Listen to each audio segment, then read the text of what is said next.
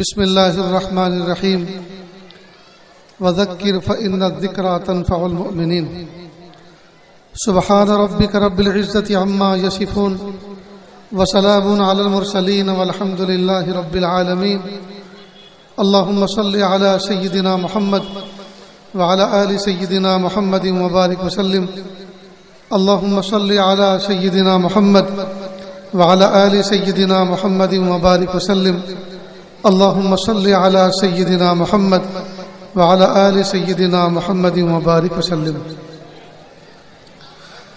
مقصد زندگی اللہ کی بندگی اور مقصد حیات اللہ تعالیٰ کی یاد۔ نہ ہم اپنی مرضی سے اس دنیا میں آئے نہ اپنی مرضی سے اس دنیا سے جائیں گے۔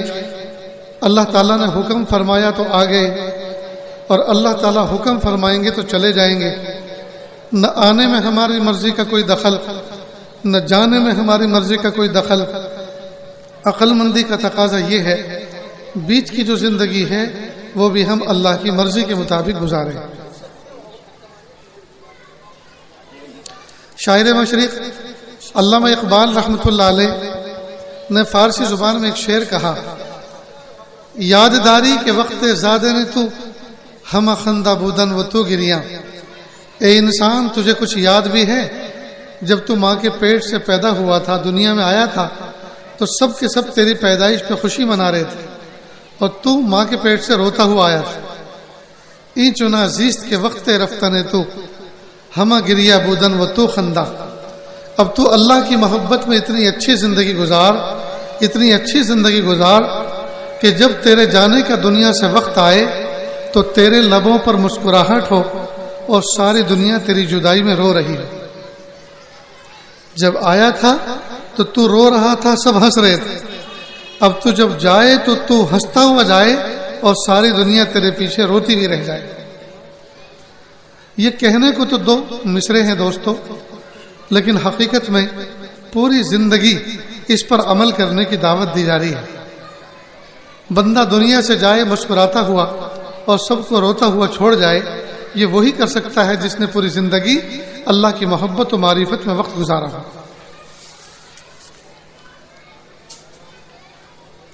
ایک تو مجھے عشاء کے بعد اس طرح کے مجمع میں بات کرنے کی بالکل عادت نہیں ہے۔ پتہ نہیں کس آدمی نے کس کو کہہ دیا جس نے مجھے دعوت دی کہ مولانا کو بلایا جائے۔ میں تو خانقاہ کا، مسجد کا، گوشہ نشینی کا آدمی ہوں، میں جلوت کا آدمی نہیں ہوں، میں تو خلوت کا آدمی ہوں۔ اور شاعر محترم آپ کے سامنے نعتیہ اشعار سنا رہے تھے، جس زور و شور کے ساتھ وہ سنا رہے تھے مجھے تو یہ طریقہ بھی پسند ہے، اس لیے کہ اس آواز کے ساتھ مجال ہے کوئی مریض سو جائے، مجال ہے کوئی جانور کو نیند آ جائے، مجال ہے کسی پرندے کو نیند آ جائے۔ یہ مائک کا ظالمانہ استعمال ہے۔ اب پورے محلے کے اندر بہت سے مریض بھی ہوں گے، بہت سے بیمار ہوں گے، ماں اپنے بچوں کو تھپک تھپک کے تھک چکی ہوں گی، لیکن وہ سو نہیں رہے ہوں گے، کہاں سے سوئیں گے اتنے بڑی چیخ و پکار کے جب ساؤنڈ سسٹم لگا رکھے ہیں۔ یہ یا تو کسی اسکول کے اندر ہو تاکہ دن میں تعلیم ہوتی، رات کو فارغ ہوتا، چار دیواری کے اندر ہو، یا کسی ایسی جگہ پر ہو فنکشن ہال میں جہاں اس کی آواز باہر نہ جائے، ورنہ حقیقت تو یہ ہے کہ جو ہمارے مخاطب نہیں ہیں ان کو بھی تکلیف ہوتی ہے۔ اور عشاء کے بعد اس طرح کی مجلس منعقد کرنا کہ جس کا اینڈ ہی معلوم نہ ہو کب ہے، تو کب وہ لوگ بیان ختم کریں گے، کب سنیں گے اور کب فجر کی نماز پڑھیں گے اور آنے والا کب اپنی منزل پہ پہنچے گا۔ یہ ساری وہ چیزیں ہیں جس پر بہت ہی تدبر و تفکر کے ساتھ اور اہل دل حضرات کے مشورے کے ساتھ یہ سب چیزیں طے پانی چاہیے۔ آج کل ہوتا کیا ہے، بھائی فلاں سیٹھ کو بھی بلاؤ، بھائی فلاں چودھری کو بھی بلاؤ، فلاں کو بلاؤ، بھائی ایک جلسہ ہونے جا رہا ہے تو ہاں بھائی ہماری طرف کیا خدمت ہے؟ خدمت اصل تو تمہیں خدمت کرنی ہے، شامیانہ کا انتظام تمہارے ذمے، اچھا بھائی ٹھیک ہے، اور مائک کا تمہارے ذمے، اور کھانے کا تمہارے ذمے، اور کرائے کا تمہارے ذمے۔ بس لوگ سمجھتے ہیں کہ یہ ذمہ داریاں دے دو اور جلسہ کامیاب۔ ارے اللہ کی نظر میں وہ مقبول بھی ہے کہ نہیں؟ ایک لڑکی کو دلہن بنایا جا رہا تھا سہیلیوں نے اس کو میک اپ کرایا، سجایا، مہندی لگائی اور سب نے مل کر تالی بجائی کہ کتنی خوبصورت لگ رہی ہے. وہ رونے لگی. سہیلیوں نے کہا کہ بہن ہم تو تمہاری خوشی میں شریک ہوئے، ہم تو تمہیں کوئی تکلیف دینا نہیں چاہتے، ہم تو خوش کرنے کے لیے تم آئے تھے اور تم رو رہی ہو. کہا اصل میں مجھے رونا اس بات پر آ رہا ہے کہ تمہارے ہنسنے سے، تمہاری تالی بجانے سے یہ میری زندگی کی کامیابی کی ضمانت نہیں ہے. کمال تو یہ ہے کہ جس کے نکاح میں جا رہی ہوں وہ مجھے پسند کر لے، ورنہ تم چاہے لاکھ مجھے خوبصورت کہو، پسند کرو، تالی بجاؤ، کچھ بھی کرو، لیکن اگر اس کی نظر میں پسند نہ آئی تو تمہاری تعریف میرے لیے کسی کام کی نہیں. تو دوستو، ہم لائٹوں سے خوش ہو جائیں، مائک سے خوش ہو جائیں، زندہ باد کے نعروں سے خوش ہو جائیں، شکریہ کے الفاظ سے خوش ہو جائیں، اور اللہ کی نظر میں مقبول و محبوب نہ ہو تو دوستو سارا کا سارا کیا دھرا سب بیکار. مومن کو چاہیے کوئی بھی کام کرے تو پیش نظر یہ مقصد ہو کہ میرا اللہ مجھ سے راضی ہو جائے، میرے اس کام سے میرا اللہ راضی ہو جائے.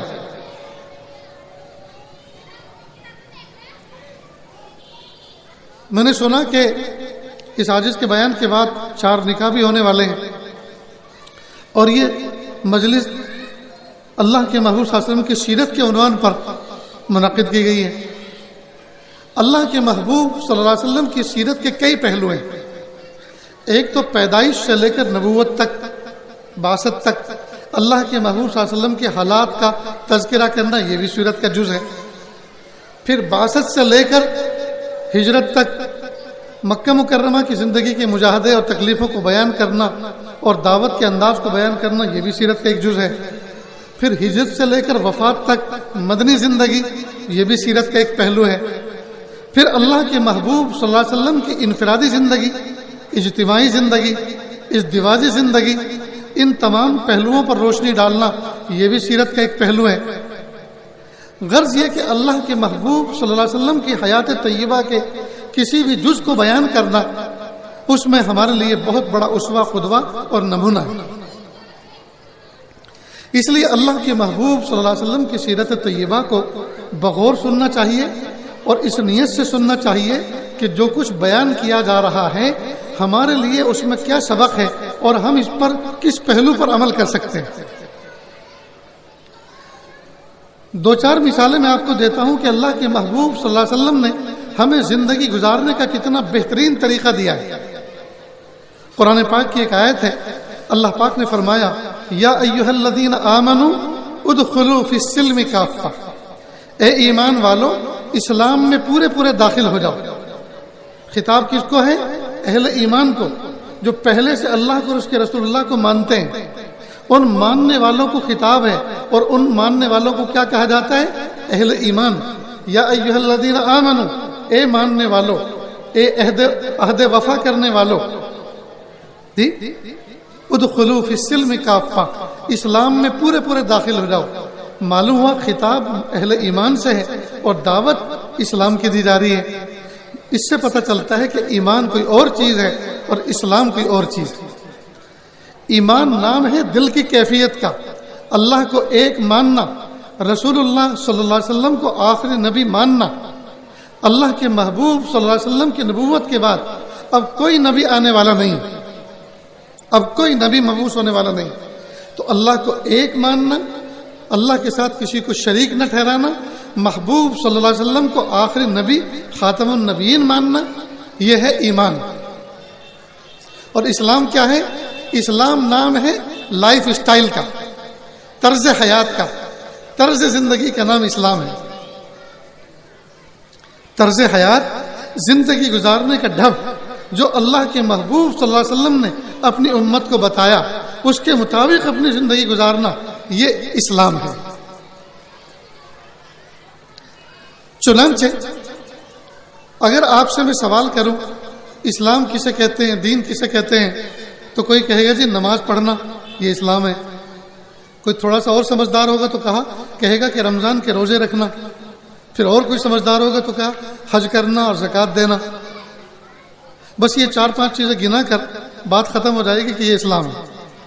حالانکہ یہ جو اس نے گنائے ہیں یہ تو اسلام میں عبادات کی قسمیں ہیں. اسلام نام صرف عبادت کا نہیں ہے. روزہ، نماز، حج اور زکوٰۃ ادا کرنے کا نام اسلام نہیں ہے، یہ اسلام کے اجزاء ہیں۔ اور اسلام کے اجزاء صرف یہ 4-5 نہیں ہیں، پیدائش کی صبح سے لے کر وفات کی شام تک، پیدائش کی صبح سے لے کر وفات کی شام تک، ہر لمحے، ہر پل، ہر گھڑی اللہ کے محبوب صلی اللہ علیہ وسلم کے احکام کے مطابق، اللہ کی رضا کے مطابق زندگی گزارنا، یہ اسلام ہے۔ اتنی بات سمجھ میں آئی دوستو؟ لہٰذا میں کہا کرتا ہوں، مثال کے طور پر ایک آدمی ہے جو فجر کی نماز پڑھتا ہے، نماز پڑھنے کے بعد گھر آتا ہے، بوڑھے ماں باپ کے ساتھ ناشتہ کرتا ہے، کمزور بیوی بچوں کے ساتھ بیٹھ کر ناشتہ پانی کرتا ہے، اس کے بعد کسی کھمبے کے ساتھ میں ٹھیلی ریڑھا بندھا ہوا ہے، اس کو کھولتا ہے، کیلے کی لوم سجاتا ہے، بوڑھی ماں سے کہتا ہے اماں میں کمانے کے لیے جا رہا ہوں، دعا کرنا، جاؤ بیٹا اللہ تمہاری حلال روزی میں برکت عطا فرمائے۔ اب یہ شہر حسن پور کے گلی گلی، کوچے کوچے، محلے محلے میں صدا لگاتا ہے، کیلے لے لو کیلے، کیلے لے لو کیلے۔ اس کو کیلے لے لو کیلے کی صدا لگانے پر ایسا اجر ملے گا جیسے مسجد میں بیٹھ کر سبحان اللہ الحمدللہ کی تسبیح پڑھنے والے کو ملتا ہے۔ کیوں ملے گا؟ جس طرح اللہ نے نماز پڑھنے کا حکم دیا، ذکر کرنے کا حکم دیا، اسی طرح اللہ نے رزق حلال کمانے کا بھی حکم دیا۔ اور جس طرح نماز پڑھنے کے مجاہدے پر اجر ہے، ذکر کرنے کے مجاہدے پر اجر ہے، رزق حلال کمانے پر جو مجاہدہ اور محنت ہو رہی ہے اس پر بھی اجر ہے۔ تو قربان جائیں، اللہ رب العزت نے کمانا بھی ہمارے لیے عبادت بنا دیا، بلکہ ہر وہ طریقہ جو اللہ کے محبوب صلی اللہ علیہ وسلم کا بتایا ہوا ہم اپنی زندگی میں اپنائیں گے، وہ طریقہ اللہ کے محبوب صلی اللہ علیہ وسلم کے طریقے کے مطابق اگر اپنائیں گے تو وہ طریقہ وہ عبادت ہے، چاہے تو وہ بیت الخلاء میں بیٹھنا ہی کیوں نہ ہو۔ اگر کوئی بندہ سنت طریقے کے مطابق ٹوائلٹ میں جاتا ہے، پہلے بسم اللہ پڑھتا ہے، پھر اللہم انی اعوذ بک من الخبث والخبائث دعا پڑھتا ہے، پھر بایاں قدم انٹر کرتا ہے، الٹا پیر اندر داخل کرتا ہے اور سنت طریقے کے مطابق اندر جاتا ہے، جب تک بیٹھا رہے گا اس سنت پر عمل کرنے کا اجر ملتا رہے گا۔ تو قربان جائیں، اللہ کے محبوب صلی اللہ علیہ وسلم کے طریقے زندگی کو اپنانا یہ بھی عبادت ہے۔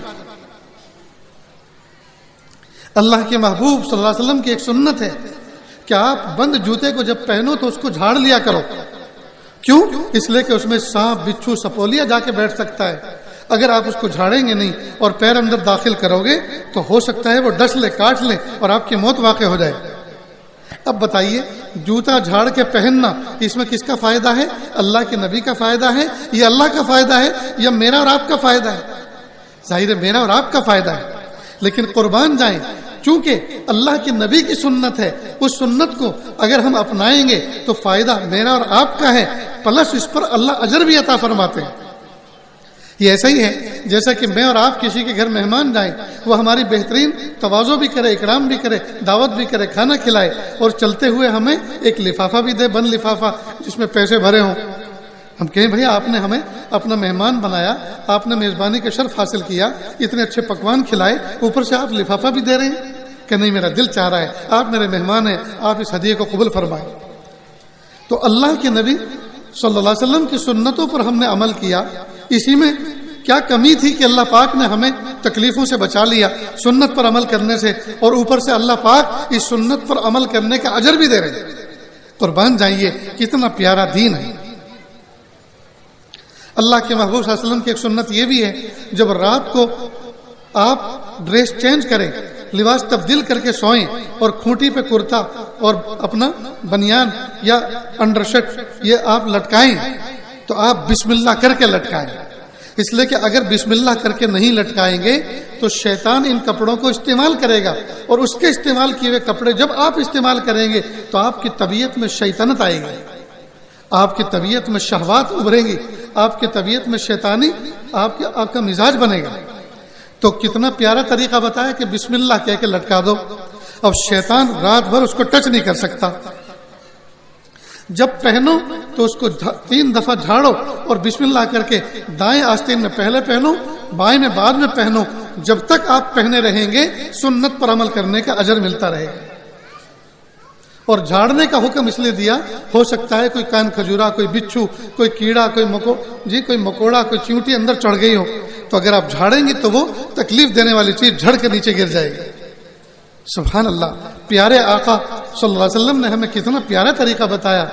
دوستو، کوئی بھی آدمی سنت کو اپنا کر کبھی تکلیف میں نہیں آ سکتا، اور کوئی بھی آدمی سنت کو چھوڑ کے کبھی راحت نہیں پا سکتا۔ یہ ہے اللہ محبوب صلی اللہ علیہ وسلم کے محبوب طریقے، جن کو ہمیں اپنانا چاہیے۔ محبوب کا ایک طریقہ یہ بھی ہے کہ جب آپ دروازہ بند کرو تو بسم اللہ کہہ کے دروازہ بند کرو، بسم اللہ کہہ کے دروازہ بند کرو۔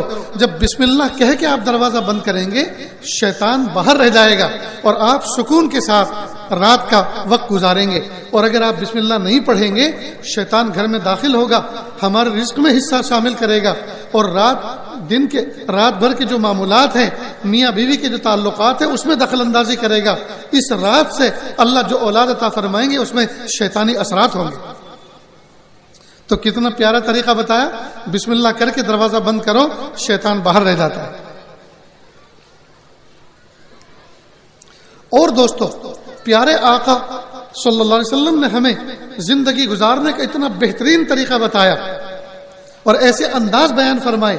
ایک نوجوان اللہ کے محبوب صلی اللہ علیہ وسلم کے پاس آیا اور آ کر کہنے لگا، اے اللہ کے محبوب صلی اللہ علیہ وسلم، میرے اندر بہت جوش ہے، سیکسول زنا کا جوش ہے، سیکسول جذبات میرے بنے ہوئے ہیں، مجھے ایک عورت کے ساتھ زنا کرنا ہے، آپ مجھے اجازت دے دیں۔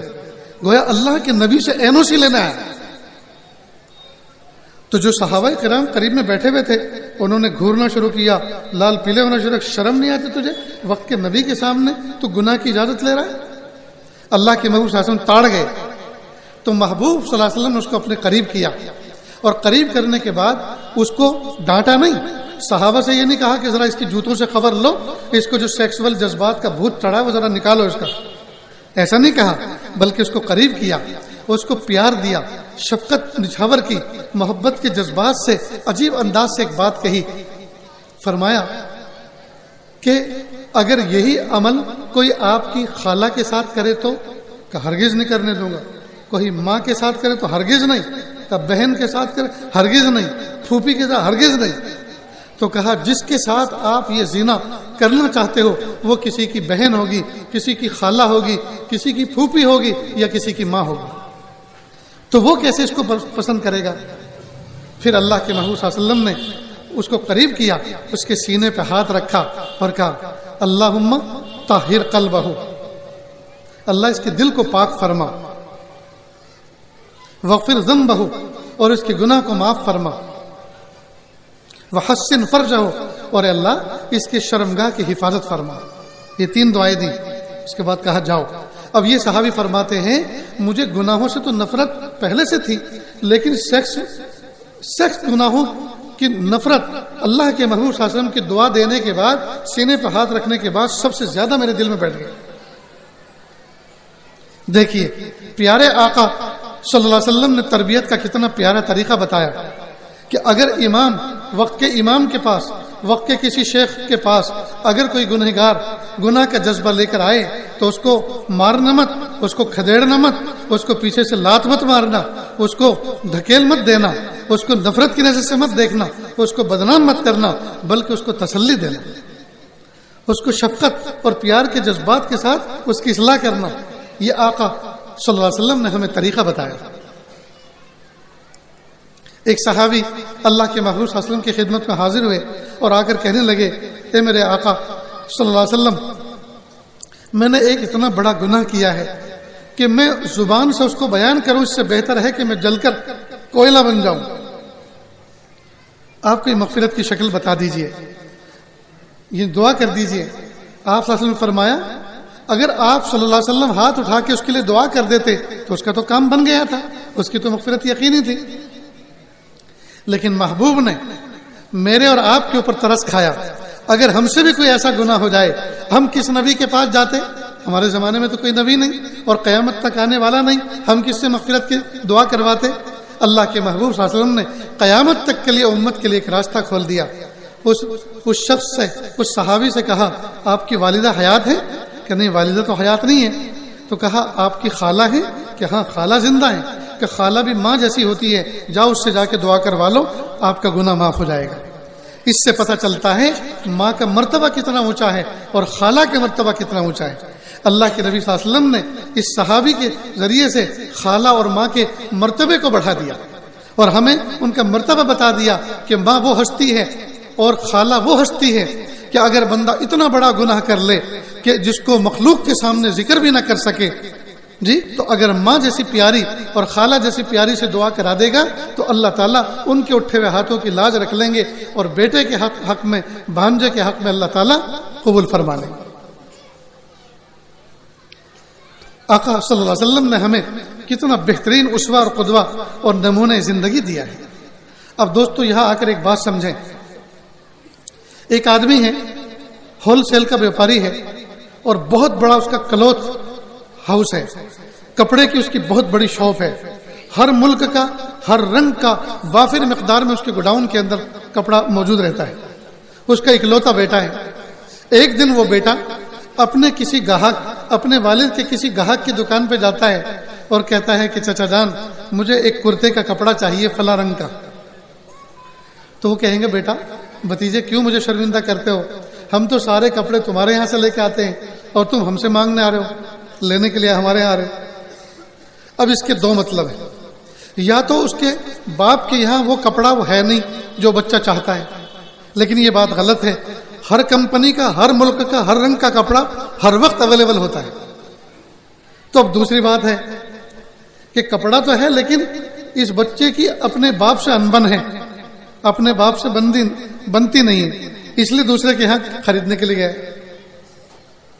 ٹھیک بالکل اسی طرح اگر ہم لائف اسٹائل اغیار جیسا، یہود و نصارہ جیسا، مشرکین جیسا اپنا رہے ہیں تو اس کا مطلب یہ ہوا کہ لائف اسٹائل میں وہ طریقہ جو ہم اپنا رہے ہیں اسلام میں اس طرح کا کوئی طریقہ نہیں ہے، اور یہ بات غلط ہے. اب اگر یہ بات غلط ہے تو پھر اب دوسری بات ہے کہ ہماری اسلام سے بنتی نہیں ہے، اس لیے ہم دوسروں کا طریقہ اپناتے پھر رہے ہیں. اور اگر معاملہ ایسا ہے اس کا مطلب یہ ہوا درپردہ ہم نے کفر کا کلمہ پڑھ لیا. اللہ ہم سب کی حفاظت فرمائے. اس لیے دوستو اسلام کو محبت کی نظر سے اپنے سینے سے لگاؤ، اس کی قدر کو پہچانو اور اس کے طریقے زندگی اور طرز حیات جو اللہ پاک نے ہمیں بتایا ہے ہم اس طرز حیات کو اپنائیں. اللہ کے محبوب صلی اللہ علیہ وسلم نے ہمیں کیا نہیں سکھایا. نکاح کے بعد جو زندگی ہوتی ہے اس کو میرج لائف کہتے ہیں. اسلام نے لا میرج نہیں سکھایا، لو آفٹر میرج سکھایا. شادی سے پہلے کی محبت حرام ہے. نکاح سے پہلے نوجوان بچے محبت کرتے ہیں اور میسج بھیجتے ہیں آئی لو یو، اور میسج بھیجتے ہیں میں تیرے لیے جان چھڑک دوں گا، میں تیرے لیے ستارے توڑ لاؤں گا، میں تیرے لیے آگ کا دریا پار کر کے تجھے پالوں گا. اور یہ سب جھوٹے دعوے. ستارے توڑ لاؤں گا، آج تک کوئی ستارے توڑ کے لائے؟ شادی کے بعد 1 کلو مٹھائی تو روزانہ لا کے نہیں دیتا، اور نکاح سے پہلے کہتا میں تیرے لیے ستارے توڑ کے لا دوں گا. یہ سب جھوٹی باتیں ہیں. اسلام نے لا بیفور میرج کو حرام قرار دیا. نکاح سے پہلے کی محبت حرام ہے اور لا آفٹر میرج یہ عبادت ہے. نکاح کے بعد کی محبت میاں بیوی کی یہ عبادت ہے. اتنی بات سمجھ گئے؟ جب میاں بیوی نکاح کے ذریعے سے ایک رشتے میں پھر جائیں، اب دونوں کو چاہیے کہ دونوں ایک دوسرے کے ساتھ ٹکا کے محبت کریں. میاں اور بیوی میں جو رشتہ ہے وہ حاکم اور محکوم کا نہیں ہے، بلکہ عاشق اور معشوق، حبیب اور محبوب، دو پیارے دوستوں جیسا ہے. ایسا ہونا چاہیے. آج کل حال یہ ہے ہر آدمی اپنی بیوی پہ اپنا رعب جماتا ہے. جس کی کسی پہ نہیں چلتی وہ اپنی بیوی پہ چلاتا ہے. گھر کے باہر رہے گا محبتوں کے ساتھ شیر و شکر بن کر، اور گھر میں آتا ہے کمانڈر بن کر. گھر میں آتا ہے کمانڈر بن کر اور اس بیچاری کو دباتا ہے. یاد رکھنا جو لڑکی ہمارے نکاح میں ہمارے گھر آئی ہے وہ کسی کی فالتو نہیں تھی. اور یاد رکھنا وہ بھوکی ننگی نہیں تھی کہ ہمارے گھر میں ٹکڑے ڈھونڈ کے آ گئی یا ہمارے گھر میں کپڑا لتا ڈھونڈ کے آ گئی. وہ اپنے گھر میں زمین پہ نہیں سوتی تھی کیا ہمارے گھر میں ڈبل بیڈ دیکھ کر مشہری دے کر آ گئی, بلکہ وہ ہم سے زیادہ بہترین زندگی اپنے گھر کے آنگن میں گزارتی تھی. 18-20 سال کی بہاریں جس آنگن میں اس نے گزاری, کھلونوں کے ساتھ, ماں باپ کے ساتھ, جھولوں کے ساتھ, سہیلیوں کے ساتھ, جی پیارے بھائی بہنوں کے ساتھ, وہ ایک لفظ سن کر ابا نے کان میں آ کر کہا بیٹا کھڑے ہو جاؤ, تمہارا دلہا باہر گاڑی لے کر انتظار کر رہا ہے, تمہارا نکاح مسجد میں ہو چکا, مجمع عام میں ہو چکا, اب تمہیں بقیہ زندگی کسی اور گھر میں گزارنی ہے. تو وہ لڑکی بوجھل قدموں کے ساتھ اللہ کا حکم سمجھ کر کھڑی ہو جاتی ہے کہ اب اللہ کے حکم کے تحت مجھے زندگی بقیہ کسی اور کے ساتھ گزارنا. تو وہ اللہ کا حکم سن کے ہمارے گھر میں آتی ہے. وہ کوئی قربانی کا جانور نہیں ہے کہ جیسے چاہے اس کے ساتھ سلوک کرو. وہ کسی کے دل کا ٹکڑا, کسی کی آنکھوں کی ٹھنڈک, کسی کے سر کا تاج اور کسی کی جی محبت اور ناموس ہے. اس لیے ہمیں چاہیے ہم اپنی بیویوں کے ساتھ محبت کا معاملہ کریں, محبت کا معاملہ کریں. اس کے ساتھ میں کمانڈنگ نہ کریں, اس کو اپنا محکوم نہ سمجھیں, خود حاکم بن کے نہ رہیں, اس پر ہاتھ نہ اٹھائیں, بلکہ محبت کے ساتھ رہیں. محبت کا کیا طریقہ ہونا چاہیے سنو گے؟ محبت کیسے کریں؟ یا سب یہ سمجھتے ہو کہ ہمیں سب انٹرنیٹ پہ ہم نے سب دیکھا ہے, ہمیں پتہ ہے محبت کسے کہتے ہیں. جو کچھ آپ نے انٹرنیٹ پر دیکھا ہے وہ تو حرام ہے, وہ تو خرافات ہے. اس کو اگر محبت سمجھو گے تو تمہاری کوکھ سے, تمہاری بیویوں کی کوکھ سے پیدا ہونے والے بچے شیاطین کی اولاد ہوں گے.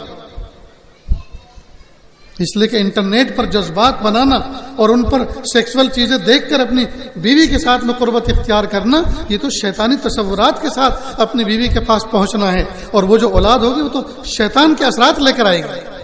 اس کو کس نے محبت کہا؟ پیارے آقا صلی اللہ علیہ وسلم نے ہمیں محبت کا طریقہ بھی سکھایا. ایک مرتبہ اللہ کے محبوب صلی اللہ علیہ وسلم گھر میں داخل ہوئے, حضرت ماں عائشہ صدیقہ رضی اللہ تعالیٰ کے. جیسے گھر میں داخل ہوئے دیکھا کہ حضرت ماں عائشہ صدیقہ رضی اللہ تعالیٰ پانی پی رہی ہیں پیالے میں. محبوب نے فرمایا حمیرہ ذرا ہمارے لیے بھی پانی بچا دینا. اب گھر تو تھا ماں عائشہ صدیقہ کا, اب یہ حمیرہ کیا تھا؟ یہ حمیرہ محبت بھرا سیکنڈ نام تھا حضرت ماں عائشہ صدیقہ کا. معلوم ہوا اپنی بیوی کا کوئی دوسرا پیار بھرا نام رکھنا یہ بھی اللہ کے محبوب صلی اللہ علیہ وسلم کی سنت ہے. اب ہم میں سے کتنے ایسے ہیں جو اپنی بیوی کا سیکنڈ نام اور دوسرا نام رکھتے ہیں؟ کسی نے رکھا؟ الحمدللہ ہم نے رکھا ہے, لیکن آپ کو بتائیں گے نہیں. مسواک یہاں لگائیں گے, کیوں؟ جماعتی آدمی ہے, جماعت میں وقت لگاتا ہے, سنت پہ عمل کرتا ہے. سرما یہاں تک لگائیں گے جی, زلف بال بنائیں گے, پگڑی پہنیں گے, جبہ و دستار, تاکہ ساری دنیا میں یہ چھاپ اور یہ دھاک بن جائے کہ متبع سنت ہے. ارے بیوی کو محبت بھرے پیارے نام سے پکارنا یہ بھی تو سنت ہے. اس سنت پہ کیوں عمل نہیں کیا؟ ہاں بیوی کا نام ہے ہمارے علاقوں میں دوسرا, کوئی اپنی بیوی کو موٹی کہتا ہے جی, کوئی لنگڑی کہتا ہے, کوئی لولی کہتا ہے, کوئی اندھی کہتا ہے, کوئی بہری کہتا ہے. یہ سیکنڈ نام ہے جس کو سن کر اس کے دل میں اور نفرت بڑھ جاتی ہے. تو اللہ کے محبوب صلی اللہ علیہ وسلم فرمایا حمیرہ ہمارے لیے بھی ذرا پانی بچا دینا, ہمیں بھی پینا ہے. حضرت عائشہ صدیقہ رضی اللہ عنہ نے اس پیالے کو اپنے لبوں سے ہٹایا اور محبوب کی طرف بڑھا دیا. محبوب صلی اللہ علیہ وسلم نے اس کو اپنے ہاتھ میں کیچ کیا اور پوچھا حمیرہ آپ نے کدھر ہونٹ لگا کے پیا تھا؟ تو حضرت عائشہ صدیقہ کھڑی ہوئی اور بتلایا ادھر سے. تو آپ نے اس کو گھمایا اور وہی اپنے لب مبارک لگا کے پانی پیا جہاں سے عائشہ صدیقہ رضی اللہ عنہ نے پیا تھا. کتنی محبت اللہ کے عائشہ صدیقہ رضی اللہ کے دل میں بڑی ہوگی. میرے شوہر وقت کے آخری نبی کہ سب سے بڑے نبی میرا جھوٹا پانی اسی جگہ ہونٹ لگا کے پی رہے ہیں جہاں سے میں نے پیا. ہے کوئی بہادر اپنی بیوی کا جھوٹا پانی اسی جگہ ہونٹ لگا کے پیے؟ لوگ کہیں گے ارے مولانا یہ کیا سبق سکھا رہے ہو, ہم کوئی زن مرید ہیں, ہم اپنی بیویوں کے غلام ہیں, اس کم بخت کا کیوں جھوٹا پیے؟ یہ کہیں گے اور کہے گا اگر ایسا ہم نے کیا تو اخبار میں ہمارا نام چھپ جائے گا کہ اپنی بیوی کا غلام ہے. بس اسی چیز میں بیوی کی غلامی دکھتی ہے, دوسرے کاموں میں غلامی نہیں دکھتی. وہ دنیا بھر کے کام کرتی ہے جی, دنیا بھر کے کام کر کے اپنے آپ کو تھکاتی ہے, تمہارے مہمانوں کے لیے کھانے پکاتی ہے, ہاتھ جلاتی ہے چولہے پر, اس وقت نہیں دکھتا. بیوی کا جھوٹا پانی پیتے ہوئے عیب سمجھتے ہیں, اور کسی بزرگ کا جھوٹا پانی پینے کے لیے جھینگا مشتی کرتے ہیں, لڑائی کرتے ہیں کہ مجھے چاہیے مجھے چاہیے. کسی بزرگ کا جھوٹا پانی پیو یا نہ پیو, لیکن بیوی کا جھوٹا پانی پیو, اس کے دل میں آپ کی محبت بڑھے گی. تو اللہ کے محبوب صلی اللہ علیہ وسلم نے ہمیں کتنا پیارا طریقہ بتایا. حضرت ماں خدیجہ الکبریٰ رضی اللہ تعالیٰ مکہ مکرمہ میں تھی. اللہ کے محبوب صلی اللہ علیہ وسلم جب بھی گھر میں داخل ہوتے مسکراتے ہوئے چہرے کے ساتھ, خندہ پیشانے کے ساتھ اور سلام کرتے. ایک مرتبہ کفار و مشرکین نے کچھ مس بہیو کیا تھا اللہ کے نبی کے ساتھ, تو ٹوٹے دل, حساس دل کے ساتھ, غم زدہ چہرے کے ساتھ گھر میں داخل ہوئے.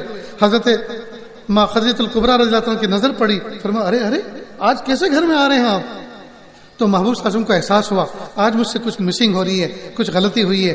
فوراً مڑے اور یو ٹرن لیا اور پھر خندہ پیشانی کے ساتھ سلام کر کے گھر میں داخل ہوئے. فرمایا ہاں اب ہوئی نا کوئی بات. معلوم ہوا مسکراتے ہوئے چہرے کے ساتھ, سلام کے ساتھ گھر میں داخل ہونا یہ اللہ کے محبوب صلی اللہ علیہ وسلم کی عادت شریفہ تھی. اب ہم میں کتنے لوگ ہیں موٹر سائیکل چلائیں گے, ڈیپر دیں گے, ہارن دیں گے, الیکٹرانک سلام کریں گے راستے بھر, اور جب گھر میں آئیں گے تو ایک دم اکڑ کر آئیں گے, پھو پھاں کرتے ہوئے آئیں گے, کمانڈر بن کر آئیں گے. یہ طریقہ ٹھیک نہیں ہے دوست. کئی مرتبہ باپ گھر میں آتا ہے اور بالکل اکڑ کے آتا ہے, منہ بگاڑ کے آتا ہے, چھوٹے چھوٹے بچے سہم جاتے ہیں. ماں پوچھتی ہے یعنی آج تمہارے ابا کا مزاج کیسا ہے؟ تو چھوٹے بچے بھی کہتے ہیں جانے دو اسے, مرنے دو. اور پھر وہ کپڑے بدل کے مسجد جاتا ہے تو بچے تالی بجاتے ہیں کہ بہت اچھا ہوئی, مصیبت چلی گئی. اور اب دعا کرتے ہیں کہ اللہ کرے مسجد میں کوئی ایسی جماعت ملے جو 4 مہینہ نقد تشکیل کر کے لے جائے اس کو. یہ مصیبت چاہیے ہی نہیں گھر میں, ہنسنے بھی نہیں دیتا, بولنے بھی نہیں دیتا.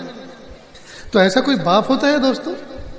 باپ تو وہ ہوتا ہے مسکراتے ہوئے چہرے کے ساتھ گھر میں داخل ہو, سلام کر کے گھر میں داخل ہو, معصوم بچوں کو سینے سے لگائے, گود میں اٹھائے, بیوی کو مسکرا کے سلام کرے, اس کے سلام کا جواب دے, اور گھر کھل جائے. چھوٹے چھوٹے بچے کہیں ہمارے ابو آ گئے, بیوی سمجھے کہ میرے سر کا تاج آ گیا. یہ ہے دوستو میرج لائف. اس کو کہتے ہیں ازدواجی زندگی, خوشگوار ازدواجی زندگی. نیز جب آدمی گھر سے باہر اندر جائے تو راستے سے, سفر سے جا رہا ہے تو کوئی نہ کوئی ایسی چیز لے کر جائے کہ بچے اس کو دیکھ کر خوش ہوں, خالی ہاتھ ہلاتے ہوئے نہ چلا جائے.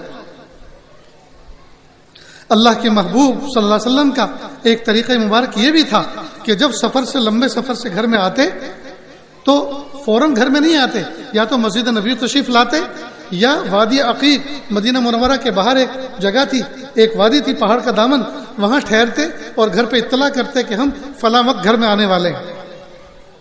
کیا منشا تھا اس کا؟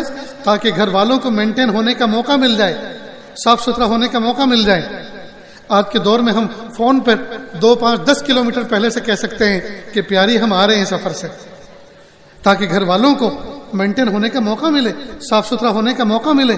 عام طور پر عورتوں کا حال یہ ہے شوہر جب شام کو ڈیوٹی پوری کر کے جاب شاپ سے واپس لوٹتا ہے, اسی وقت بال بکھرے ہوئے ہوتے ہیں, بال بکھرے ہوئے ہوتے ہیں, گلے میں دوپٹہ ہوتا ہے, ایک پائچہ اونچا ایک نیچا, اور پانی صحن میں بہا ہوا, اور جھاڑو دیتی ہوئی لگتی نہیں ہے کہ یہ گھر والی ہے یا کام والی.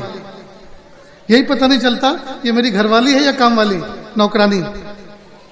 بیوی کو چاہیے شوہر کے آنے کا جب گھر میں وقت ہو, اس کے وقت کے آنے سے پہلے سارا کا سارا نظام صاف ستھرا کر کے, خود بھی بات لے کے, غسل کر کے, صاف ستھرا لباس پہن کر, ہلکا پھلکا میک اپ کر کے اپنے گھر میں رہے, اس لیے کہ اس کو دیکھنے والی ہستی جو گھر میں آنے والی ہے اس کے آنے کا وقت ہو چکا ہے. اور شوہر کو یہ حکم ہے کہ گھر کے باہر سے اگر وہ اپنی نگاہوں کو کہیں میلا کر چکا ہے تو گھر میں جانے کے بعد پہلی فرصت میں اپنی بیوی سے خصوصی ملاقات کر لے, تنہائی کی ملاقات کر لے. اب جب گھر میں شوہر باہر سے آیا اور گھر والی کا حال یہ ہے کہ ایک پائچہ اونچا ایک نیچا, بال بکھرے ہوئے اور بھگیرن کی طرح وہ اپنے آپ کو خراب کیے ہوئے ہے, اب خاک اس سے محبت کے جذبات پورے کرے گا, خاک اس کے قریب میں بیٹھے گا. یہ حال ہے, اور یہی حال شوہر کا ہے. اتنا میلا کچیلا, گیریج میں کام کر کے آیا, فیکٹری میں کام کر کے آیا, گدھا مزدوری کر کے آیا, یوں نہیں ہے کہ گھر میں آ کر کپڑے بدلے, غسل کرے، صاف ستھرا ہو، اللہ کے گھر میں حاضری دینی ہے، مغرب کی عشاء کی نماز پڑھنی ہے، بیوی بچوں کے ساتھ وقت گزارنا ہے، جن میلے کچیلے کپڑوں کے ساتھ جاب شاپ سے واپس آیا ہے انہی میلے کچیلے کپڑوں کے ساتھ رات کو بیوی کے ساتھ سوئے گا، حالانکہ اس کے جسم میں مرے ہوئے کتے جیسی بدبو آ رہی، مرے ہوئے کتے جیسی بدبو آ رہی، اور پھر کہتا ہے بیوی محبت نہیں کرتی۔ ارے محبت کہاں سے کرے گی اس مرے ہوئے کتے کی جیسی جس کے جسم سے بدبو آ رہی ہے؟ محبت کے جذبات تو بنائے، عطر استعمال کرے، خوشبو سنت ہے، خوشبو استعمال کرے، صاف ستھرا رہے، غسل کرے، ہلکے پھلکے کپڑے پہنے جو بیوی بچوں کو اچھے لگتے ہوں، جو اسلام کے ضابطے کے مطابق سلے ہوئے ہوں۔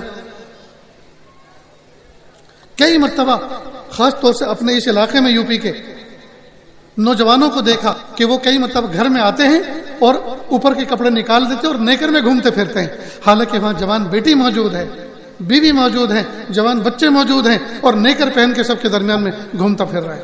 کتنی بے غیرتی کی بات ہے۔ مرد کا سطر ناف سے لے کر گھٹنوں کے نیچے تک ہے، اب وہ نیکر تو جانگوں پر رہتا ہے، حرام ہے یہ دکھانا۔ غرض یہ کہ دوستو، ہم اگر باپ ہیں تو، بیٹے ہیں تو، شوہر ہیں تو، اور اگر گھر کے ذمہ دار ہیں تو، ہماری جو بھی معاشرے میں حیثیت ہے اللہ کے محبوب صلی اللہ علیہ وسلم نے اس حیثیت کے مطابق زندگی گزارنے کا واضح پروگرام ہمیں بتایا ہے۔ کلکم رائن و کلکم مسئول عن رعیتہ او کما قال علیہ الصلوۃ والسلام، تم میں کا ہر شخص اپنے ماتحتوں کے بارے میں نگہبان ہے، اس سے قیامت کے دن اس سے سوال کیا جائے گا۔ اب ہم میں سے کتنے ہیں جو اس ذمہ داری کو نبھا رہے ہیں؟ کتنے ہیں جو اس ذمہ داری کو نبھا رہے ہیں؟ آخر میں ایک روایت سنا کر اپنی بات کو ختم کرتا ہوں کہ جو بتایا گیا نا کہ ذمہ داری کو نبھانا، بہت سے لوگ کہتے ہیں اجی آج کا زمانہ کچھ کسی کو کچھ کہنے جیسا نہیں ہے، فلاں لڑکے کو میں نے ایک بات کہی تو وہ کاٹنے دوڑا میرے پیچھے، میں نے سوچ لیا اب کسی کو کوئی نصیحت نہیں کرنی، تو دوسرا آدمی کہتا ہے بالکل صحیح کہا، بالکل چپ چاپ مسجد جاؤ اور چپ چاپ نیچے لگا کے اپنے گھر میں آ جاؤ، اب کسی کو کچھ کہنے جیسا نہیں ہے۔ اس کا مطلب یہ کہ اب کوئی نبی آنے والا ہے، وہ سمجھائے گا، باقی آپس میں کسی کو نہیں سمجھانا۔ یاد رکھنا صبح قیامت تک اب کوئی نبی آنے والا نہیں ہے، محبوب صلی اللہ علیہ وسلم کی امت میں ہر شخص کی یہ ذمہ داری ہے کہ وہ اپنے ماتحتوں کی خبر رہے، اپنے ماتحتوں کے بارے میں نظر رکھے۔ اب کیسے نظر رکھے، بات کس طرح کرے؟ اللہ کے محبوب صلی اللہ علیہ وسلم نے فرمایا المؤمن مرآت المومن، مومن کے لیے آئینہ ہوا کرتا ہے۔ کیا مطلب آئینے کا؟ آئینہ اسے کہتے ہیں جس میں آدمی اپنے چہرے کو دیکھتا ہے، اپنے بالوں کو، اپنے چہرے کو سنوارتا ہے، اس کو آئینہ کہتے ہیں۔ اور آئینے کی شان یہ ہے کہ جب کوئی بندہ آئینے کے سامنے کھڑا ہوتا ہے تو آئینہ سامنے کھڑے ہونے والے کے چہرے پر جو عیب اور کمی ہے اس کو بتاتا ہے، لیکن کیسے بتاتا ہے؟ شور کر کے نہیں، ساؤنڈ سسٹم پہ نہیں، چلا کر نہیں، سائلنٹ موڈ میں، خاموشی کے ساتھ کہ دیکھو یہاں کچھ کالک لگی ہے، دیکھو آنکھ میں میل جمع ہے، اور دیکھو ناک آپ نے سنکی تھی اچھی طرح صاف نہیں کیا، گندا ہے۔ اب اس نے 3 عیب بتائے، لیکن کیسے بتائے؟ سائلنٹ موڈ میں، کسی کو کانوں کان خبر نہیں ہوئی۔ دوسری خوبی اس کی یہ ہے کہ جب آئینے کے سامنے سے وہ کھڑا ہوتا ہے، دوسرا بندہ آتا ہے تو وہ پہلے والے کی چغلی نہیں کرتا اس کے سامنے، یہ جناب جو ابھی آپ کے سامنے گئے نا، میں نے 3 عیب ان کو بتائے، ان کے چہرے پہ 3 عیب تھے، ویسے چغلی نہیں کرتا۔ مومن کی شان یہ ہے جب کسی مومن کے اندر وہ کوئی عیب دیکھے تو اس کی اصلاح کی فکر کرے اور اس طرح سے کہے کہ صرف اسی کو پتہ چلے، کسی کو کانوں کان پتہ نہ ہو، اور اس کی چغلی بھی کسی اور کے سامنے نہ کرے تاکہ اس کی عزتوں کا پردہ رہ جائے، تاکہ اس کی عزتوں کا پردہ رہ جائے۔ عبداللہ اسم نام کے ایک بزرگ گزرے ہیں، اسم عربی زبان میں کہتے ہیں بہرے کو، یہ بزرگ تھے، عالم تھے۔ ان کے پاس ایک عورت حجاب کے اندر چادر میں لپٹی ہوئی مسئلہ پوچھنے کے لیے آئی۔ جب وہ بیٹھی تو بیٹھتے ہوئے کچھ اس طرح سے اس سے ایک حرکت ہوئی کہ اس کی وجہ سے اس کے پیٹ میں جو گندی ہوا گیس تھا وہ ریح خارج ہو گئی، اور ریح خارج ہوئی وتھ ساؤنڈ، آواز کے ساتھ۔ تو اسے بڑی غیرت آئی کہ میں عورت ذات ہوں اور مجھ سے یہ حرکت ہو گئی، اور عورتیں اس بارے میں بڑی باغیرت ہوتی ہیں، مرد تو بڑے بے حیا ہوتے ہیں، وہ تو اگر آہستہ سے نکلنا چاہے تو جان بوجھ کے چاہتے ہیں کہ یہ دھماکہ زور سے ہو تاکہ تھوڑی دیر کے لیے سب ہنسیں. مردوں میں تو بے حیائی ہے اس بارے میں، لیکن عورتیں بڑی باغیرت ہوتی ہیں. تو جب ان سے یہ حرکت سرزد ہو گئی غیر اختیاری طور پر تو کاٹو تو خون نہ نکلے، پیلی پڑ گئی. بزرگ کو احساس ہو گیا کہ اس عورت کو غیرت آئی ہے. فوراً کا بیٹی جو بھی بات کرو ذرا اونچی آواز سے کرنا، میں بہرا ہوں، میں کم سنتا ہوں، اونچا سنتا ہوں. بس یہ بات سننی تھی، اس کی جان میں جان آ گئی. اللہ تیری شان. اس کو تو بیچارے کو پتہ ہی نہیں چلا ہوگا کہ کیا ہوا ہے.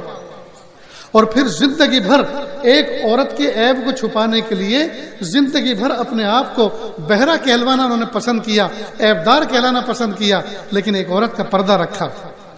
یہ ہے دوستو مومن کی شان. مومن کو چاہیے کہ دوسروں کے عیبوں کا پردہ رکھے.